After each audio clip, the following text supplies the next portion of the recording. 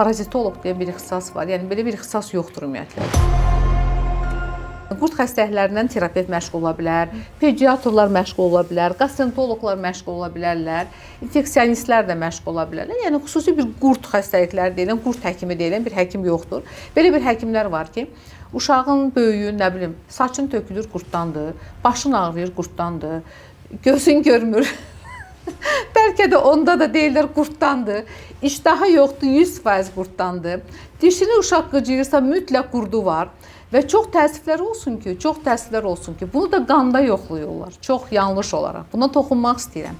Xüsusən də gəlir, bir də görsə analizlər gətirir. Bəlkə də nə bilim bir neçə 100 manat analizə pul veriblər və burada görürsən ki, həmin o qurdların, tutaq ki, asqarida, ləmbiləni də qurd kimi qəbul edirlər. Bu barədə mütləq danışarıq. Bir hüceyrəli orqanizmdə ləmbilədir. Bunu G formasını yoxlayırlar. Əziz izləyicilər, bildirmək istəyirəm, G forması keçmiş bir infeksiyanı göstərir. Yəni, keçmişdə olan bir şeyi göstərir. Yəni, əgər bugün nəsə axtarırıqsa, biz M formasını yoxlamalıyıq. İmmunoqlobulin M formasını yoxlamalıyıq. G formasını yoxlayırlar və səndə qurd var deyib, həftələrlə müalicə verirlər. Birdən necə müalicə verirlər? Adı bilinməyən, mənşəyi bilinməyən, üstündə heç bir yazısı olmayan otlarla. Neçə 100 manat, bəlkə də 1000 manata yaxın xəstə pul verir torbalarla.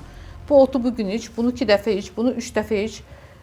Xəstəyə soruşuram, deyirəm, bu otu sənə verdilər və soruşmadımı ki, bunun adı nədir, familiyası nədir, dozası nədir, bunun üstündə heç nə yoxdur.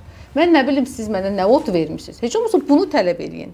Bax, bu qədər cahilcəsinə qurd xəstəliklərinə mübarizə bir cəryanı var Azərbaycanda. Mənim çox acığım gəlir. Niyə acığım gəlir? Çünki həmin xəstələr bizə sarılıqla, qaraciyər yetməzliyi ilə, toksik hepatitlə müraciət edirlər.